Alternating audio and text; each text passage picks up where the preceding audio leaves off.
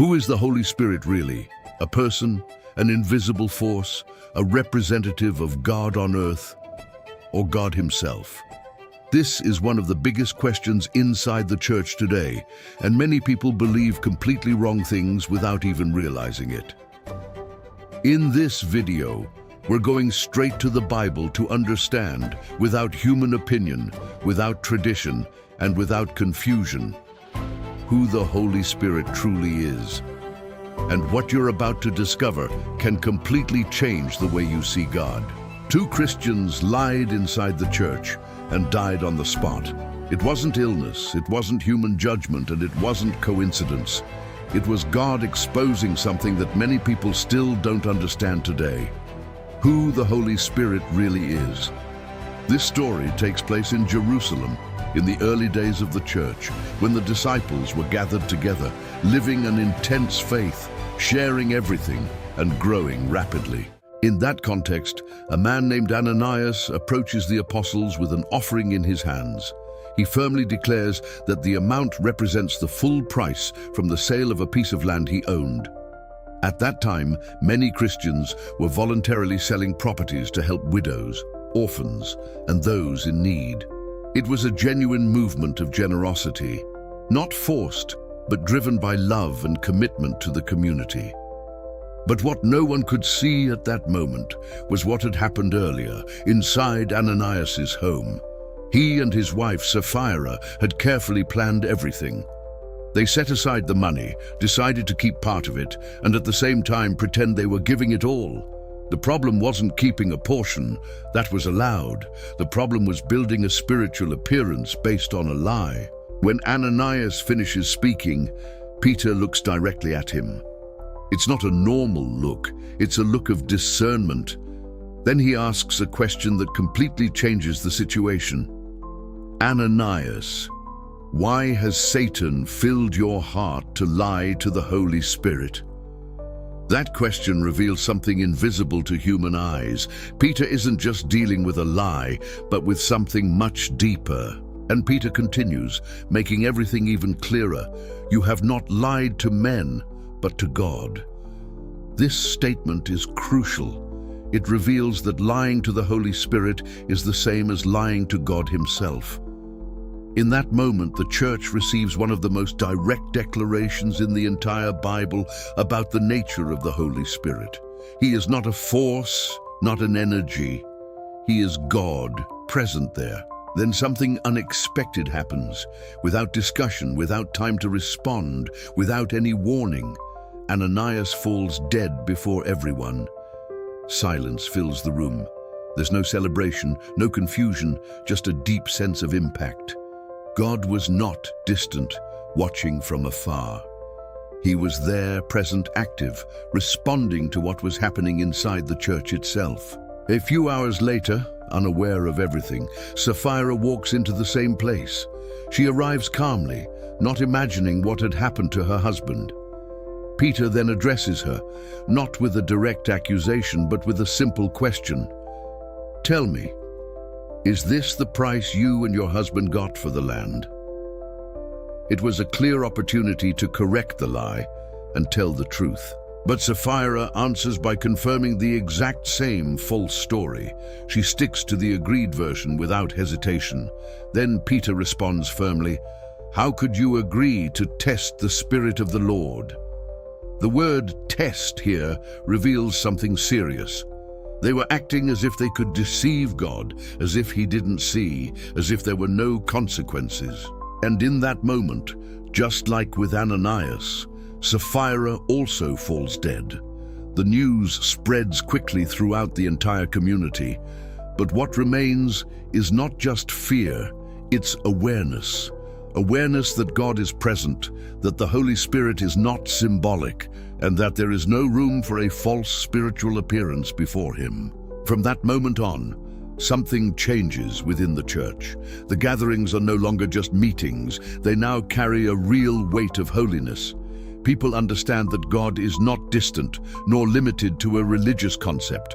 The Holy Spirit is present, sees the heart, knows intentions, and responds to what is true and what is false. If this has already opened your mind about who the Holy Spirit is, in the description, I've left an ebook called How to Use the Bible the Best Way, which will help you understand Scripture with clarity and depth. We also have recommendations for some of the best Bibles for those who truly want to study and go deeper into God's Word. Subscribe to the channel, like the video, and turn on notifications. This helps this message reach more people. Now let's continue and see where else the Holy Spirit appears and is explained in Scripture. But this is not the only passage that reveals who the Holy Spirit is. If you go back in the story, even before the cross, you'll find Jesus himself teaching something essential. Shortly before ascending into heaven, he gives a clear command to his disciples: go and make disciples of all nations. But he doesn't stop there. He defines how it should be done, and in that detail, something very important is revealed.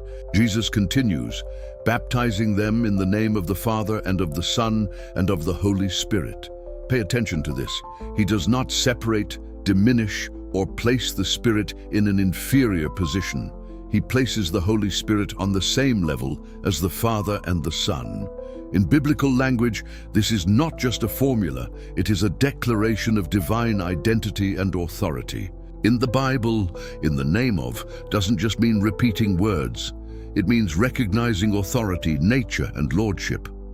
In other words, when someone is baptized in the name of the Father, the Son, and the Holy Spirit, they are acknowledging that all three share the same divine essence. This destroys the idea that the Spirit is merely a force or a kind of spiritual energy. Even so, many people still think of the Holy Spirit as something impersonal. This happens because the Bible uses images like wind, fire, water, and oil to describe his work. But these images do not define who he is. They only show how he acts. They are metaphors of action, not identity. Reducing the Spirit to that is ignoring what the Bible clearly reveals. The Holy Spirit is not a worship atmosphere. He is not an emotional feeling. He is not a force that can be activated or manipulated. He is a divine person. He thinks, speaks, decides, and acts. And this becomes even clearer as we move into the book of Acts, where the apostles begin to teach based on the Scriptures. In one of these situations, the Apostle Paul quotes a passage from the prophet Isaiah, but he does something very significant. He doesn't just say that Isaiah spoke. He says the Holy Spirit spoke rightly through the prophet Isaiah. This reveals that behind the prophet's voice, there was a greater source, the Holy Spirit himself communicating the message. This completely changes the way we see the Bible. The Spirit doesn't just inspire, he speaks. He doesn't just influence, he communicates. He is not a directionless spiritual impulse. He is a conscious author who transmits truth, confronts error, and calls people to respond. We are dealing with someone who expresses himself, not something impersonal. And the Spirit's work doesn't begin in the New Testament. If you go back to the beginning of the Bible, in Genesis, you'll find a powerful description. The earth was without form and void, and the Spirit of God was hovering over the waters. Before any structure, before any form, he was already there. This means the Holy Spirit did not appear later, nor is he a recent manifestation. He has been present since the very beginning. In Job, the Bible states that the heavens were formed by the Spirit. Creating, organizing, and sustaining the universe is not the function of a creature. That belongs exclusively to God, and the Spirit performs exactly these works. Now notice the progression. The Spirit is in the church, in the revelation of the Word, and in the creation of the universe. He does not occupy a secondary role at any point. He acts with authority, power, and purpose. And this prepares the ground for something even more direct, the role of the Spirit in each person's life. This is exactly what Jesus explains when he speaks with Nicodemus, a religious man, knowledgeable in the law, but still not understanding what truly mattered. Jesus says something direct and impossible to ignore. Unless one is born of water and the Spirit, he cannot enter the kingdom of God. With this, he makes it clear that knowledge is not enough, religion is not enough, a new birth is necessary. Jesus goes on to explain that what is born of the flesh is flesh, but what is born of the Spirit is spirit. In other words, there is an absolute difference between the natural and the spiritual. It's not a behavior improvement, not a habit adjustment. It's a deep internal transformation that only the Holy Spirit can perform within a person. This means that life with God does not begin with human effort, but with a divine work. The Holy Spirit creates a new reality within the heart. He changes desires, direction, and understanding. Without this action, any attempt to live for God becomes mere appearance, exactly what happened with Ananias and Sapphira. On the night before the cross, Jesus reveals even more about the Spirit. He says that the Helper would come and would have a clear mission in the world, to convict people of sin, righteousness, and judgment. This is not a passing emotion. It is the exposure of truth that confronts the heart and reveals each person's real spiritual condition. The Holy Spirit shows sin not to humiliate, but to lead to repentance. He reveals righteousness, pointing to Jesus as the only way of salvation, and he reveals judgment, showing that there are consequences for rejecting the truth.